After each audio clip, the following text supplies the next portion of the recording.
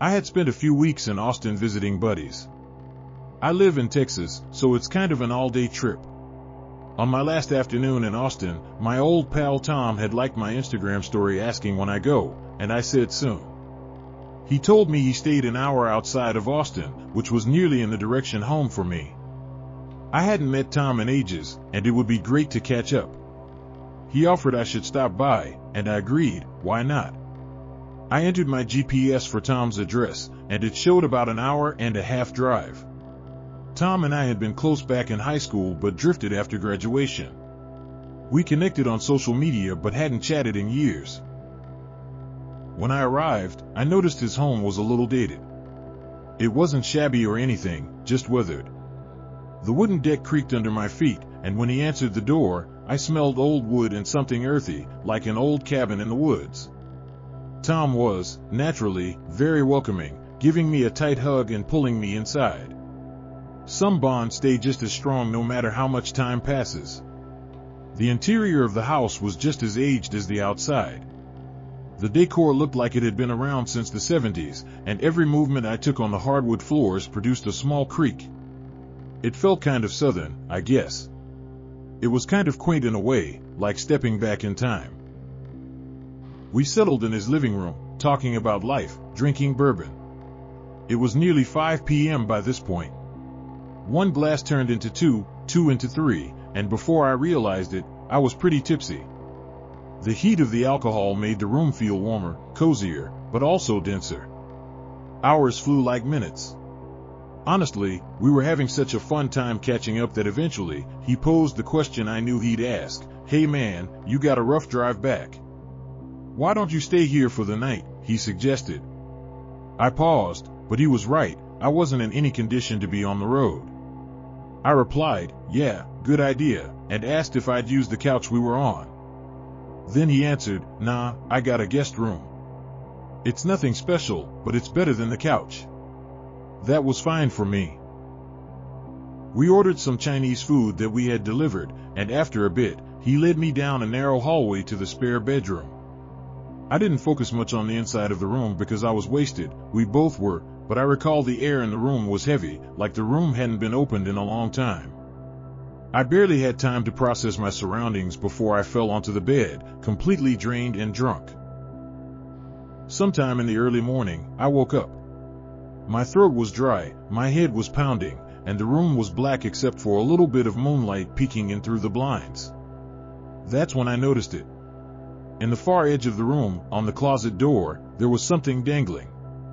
At first, it appeared like a long black trench coat on a coat rack, but as my vision adjusted, the form of it felt wrong. It had a wide upper portion, almost like limbs, and the way it draped made it look less like fabric and more like a shadow. My heart raced in my chest. I didn't recall seeing that when I entered the bed, but I had been intoxicated, maybe I just hadn't spotted it. I turned, trying to ignore it. It was just a jacket, nothing more. But I couldn't resist. I glanced again. Still there. I closed my eyes, took a deep breath, and forced myself to rest. I don't know how long I was asleep before I woke up again. It wasn't just unease that pulled me from sleep, it was noise. A slow, faint groaning, like someone stepping carefully on an old wooden floor. My eyes flicked open. The room was partly lit now, dawn seeping through the blinds. I turned my gaze toward the corner, and my chest tightened. The coat was missing. I sat up so quickly that my head ached. My body was tingling with a sickening mix of dread and leftover alcohol. I looked around the room, my heart pounding against my ribs. There was nobody in the corner, just an empty closet door. I pushed the covers off and ran to Tom's room. He was sleeping, completely unaware of the terror storming through me. I jostled him awake, which took a lot of work considering he was unconscious from all that alcohol. He finally stirred, very dazed, rubbing his eyes. "The coat," I said urgently. "The one on the hook in the spare room."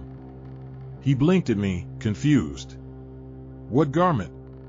"The black trench coat, the one that was draped on the closet door. It looked like a figure almost." Tom sat up, looking more alert now. "I don't have a trench coat, man." "I don't even have a hanger in that room," he said.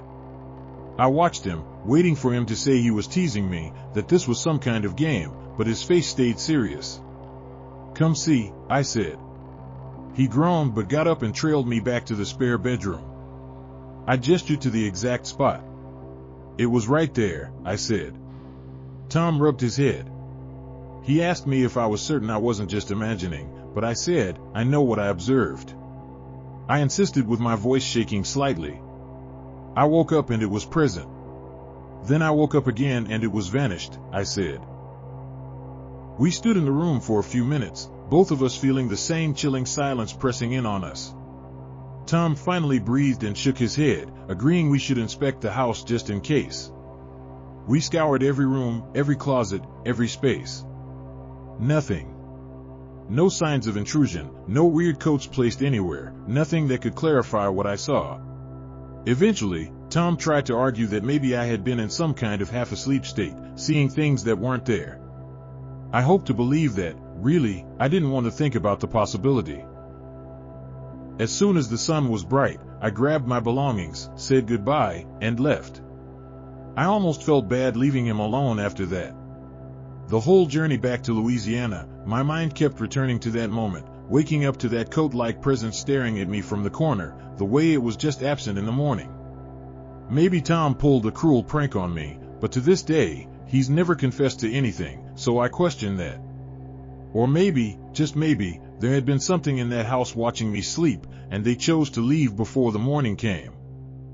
This was a tale that still unsettles me when I reflect on it, even though I was quite small when it occurred. 6 is near the age where many of my early recollections begin to grow sharper. I have one sister, my elder brother, Keith. Keith is 2 years above me, so back then, he was 8 while I was 6. I had a firm bedtime, 8:30.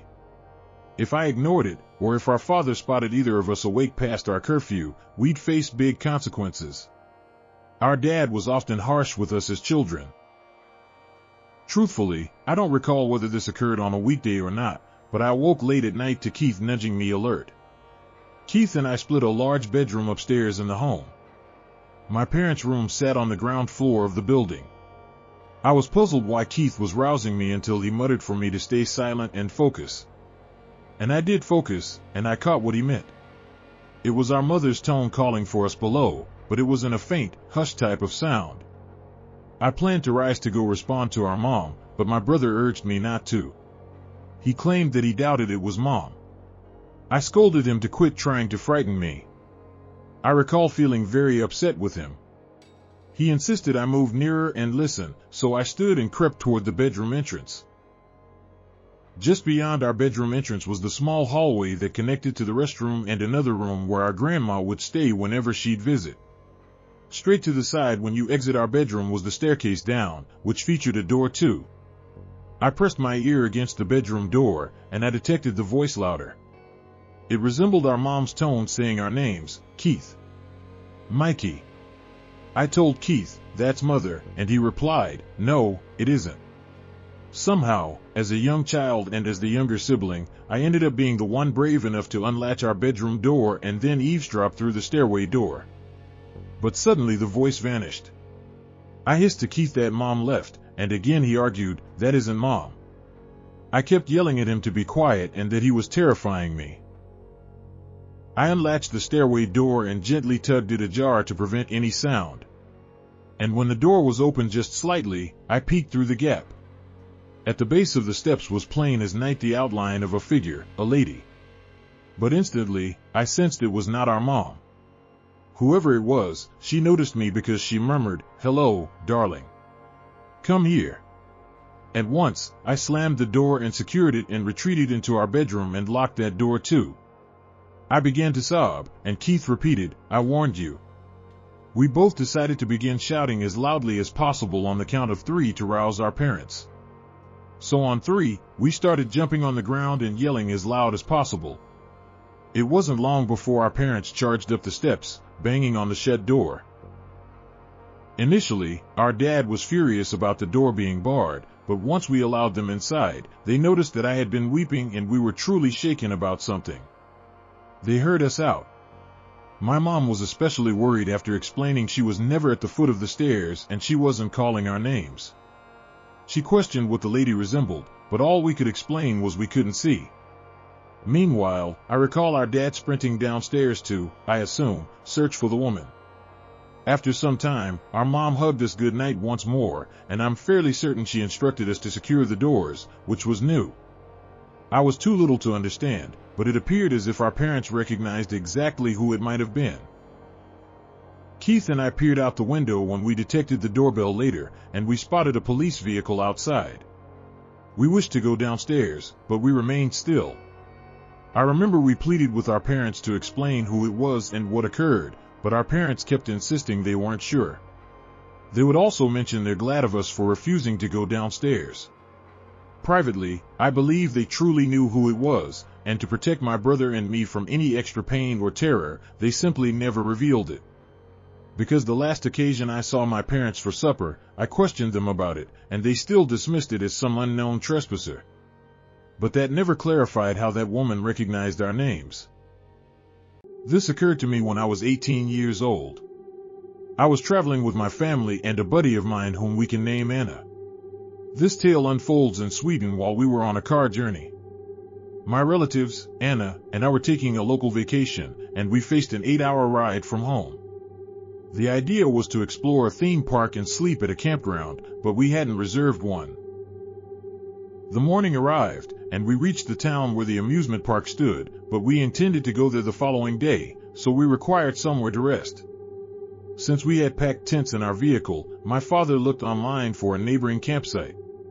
He discovered one that appeared decent and nearby, so he phoned the location. Sadly, that date matched a major soccer event, and the site was completely full. Since we hadn't booked a space ahead, there was no room left for us. My dad dialed around, but we couldn't locate any campgrounds that were affordable and close to the park. Our sole choice was to search for a wild camping spot. We programmed the GPS to the closest parking zone in a woods to dodge parking tickets. Finally, we spotted an area in a nature preserve. When we pulled up, there were a few folks nearby, so we questioned if it was fine to pitch our tents there and whether it was a safe place to stay. A lady who was strolling told us it was a nice place to sleep and that there were no parking officers.